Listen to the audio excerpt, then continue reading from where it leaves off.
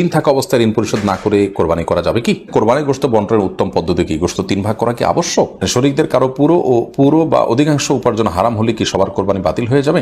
মৃতের পক্ষ থেকে কোরবানি করা যাবে এবং সেই গোশত কি নিজেরা খেতে পারবে?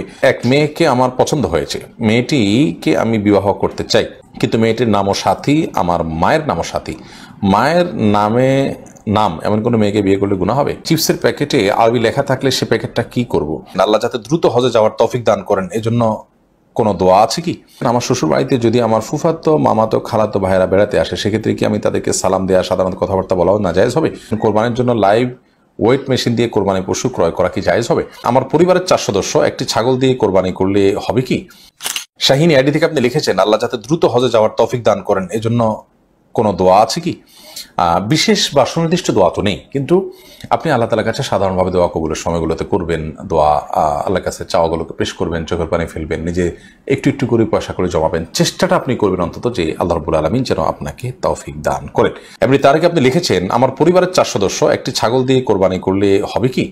আপনার 4 সদস্য বলতে আপনার স্ত্রী, ছেলে মেয়ে তারা যদি হয়, তাহলে সেক্ষেত্রে আপনার ছোট বাচ্চা কাচ্চা থাকলে তাদের তরফ থেকে আপনি পরিবারের কর্তা হিসাবে আপনি উপার্জনকারী, আপনার উপর কোরবানি বর্তায়, সেই হিসাবে আপনি কোরবানি করবেন, এটা ছাগল দিলেই যথেষ্ট হবে ইনশাআল্লাহ তাআলা। নবী সাল্লাল্লাহু আলাইহি ওয়াসাল্লাম হাদিসে বলেছেন, প্রত্যেক পরিবারের তরফ থেকে একটি করে কোরবানি বর্তায়। কিন্তু পরিবারে যদি একাধিক সদস্য, তাদের ভিন্ন ভিন্ন ইনকাম থাকে, আলাদা আলাদা সামর্থ্য থাকে, তৌফিক থাকে, তাহলে সেক্ষেত্রে সেটি ভিন্নতর বিষয়। নাজমুল ইসলাম সান এর দিকে আপনি লিখেছেন, কোরবানির জন্য লাইভ ওয়েট মেশিন দিয়ে কোরবানির পশু ক্রয় করা কি জায়েজ হবে? লাইভ ওয়েট মেশিন দিয়ে কোরবানির পশু আপনি কিনতে পারেন, এটার ন্যায্যতা নিশ্চিত করার জন্য। গোষ্ঠটা আমার উদ্দেশ্য না, কিন্তু আমি ন্যায্য মূল্য পাচ্ছি কিনা জাস্ট এটা অনুমান করার জন্য আপনি এটা করলেন, তা হতে পারে। কিন্তু আপনি নিছক গোশতটাই মুখ্য, আমার গোশত বাজারে কত, তাইলে আমি এই কোরবানি গরু করবো না ছাগল করবো, আমার লস পড়ছে, দাম বেশি পড়ছে, এরকম উদ্দেশ্য থাকলে সেটা জায়েজ হবে না।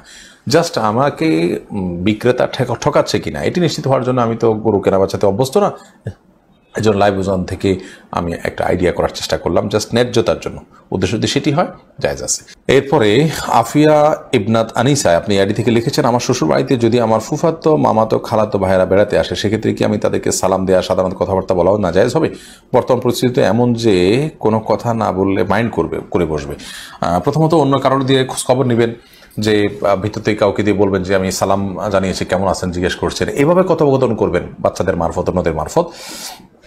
সে সুযোগ না থাকলে আপনি তার সাথে স্বাভাবিক কথা বলবেন, কথার ভিতরে কোমলতা সৃষ্টি না করে, পর্দার মধ্যে থেকে অকুল না কওলা মারুফ। আল্লাহ বলেছেন, মেয়েরা যে কথা বলবে সাধারণ এবং স্বাভাবিক কথা বলবে, এবং কথার ভিতরে কোনো প্রকার কোমলতা সৃষ্টি করবে না, যেমনটি কোরআন নির্দেশ করেছে।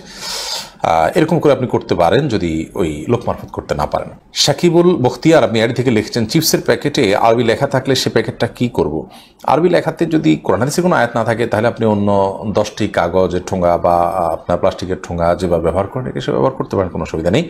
আরবি লেখা থাকলেই যে সেটাকে আপনার বিশেষ সম্মান করতে বাধ্য, ব্যাপারটা সেরকম নয়। আরবি লেখায় খারাপ কিছুও থাকতে পারে আর সাধারণ কিছুও থাকতে পারে, এগুলোর বিধান যা লেখা আছে সেটার উপর ভিত্তি করেই হবে। তবে লেখা জোকা এগুলো অপমানজনকভাবে পায়ের নিচে যেন এবং অপমানজনকভাবে ময়লা ইত্যাদিতে না পড়ে, সেটা জ্ঞানের প্রতি যে আমাদের ভাষার প্রতি, জ্ঞানের প্রতি যে আমাদের শ্রদ্ধা থাকা উচিত, তার অংশ হিসাবে এটি সকল ভাষার ক্ষেত্রেই যথাসম্ভব খেয়াল করা উচিত। রাইদ হাসান লিখেছেন, এক মেয়েকে আমার পছন্দ হয়েছে, মেয়েটিকে আমি বিবাহ করতে চাই, কিন্তু মেয়েটির নামও সাথী, আমার মায়ের নামও সাথী।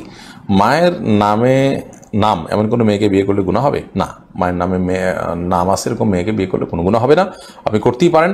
বাকি তাকে ডাকলে আপনার মা মনে করবে আপনার মাকে ডাকছেন, ব্যাপারটা তো সেরকম না। মাকে তো আপনি নাম ধরে ডাকেন না, কোনো অসুবিধা নেই ইনশাআল্লাহ। এতে আমরা এই ধরনের বিষয়গুলোকে অনেক জটিল করে ফেলি, মোটেও এগুলো জটিল কোনো বিষয় নয়।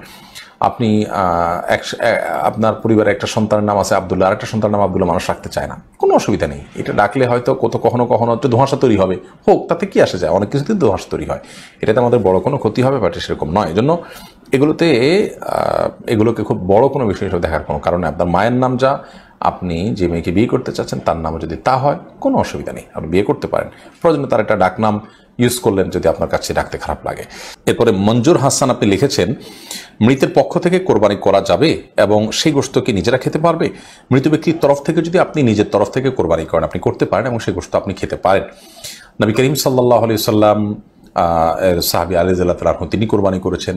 যদিও সৌদি আরবের উলামা ইকরাম তারা অনেকেই বলেন যে মৃত ব্যক্তির জন্য কোরবানি হবে জীবিত ব্যক্তির সাথে মিশিয়ে। ধরুন আমি বললাম আল্লাহ এটা আমার তরফ থেকে এবং আমার মৃত বাবার তরফ থেকে, তো নিজের সাথে মৃত বাবা মা মৃত যে কোনো মানুষকে যোগ করে তারপর কোরবানি করা যাবে।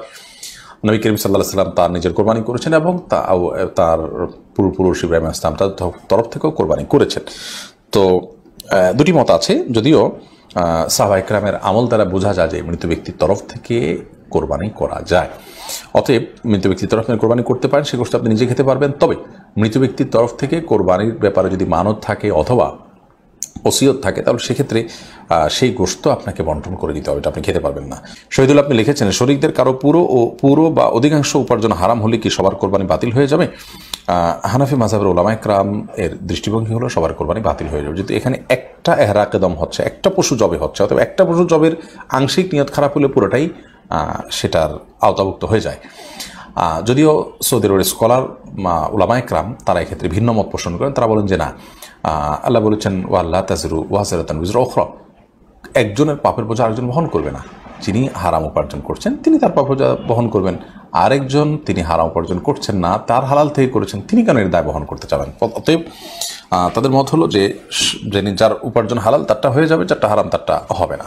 মুশফিকুর রহমান লিখেছেন কোরবানির গোশত বন্টনের উত্তম পদ্ধতি কি? গোশত 3 ভাগ করা কি আবশ্যক? কোরবানির গোশত 3 ভাগ করতে হবে কিনা? এর উত্তর হলো 3 ভাগ করাটা প্রথমত আবশ্যক নয়, তবে উত্তম, ভালো।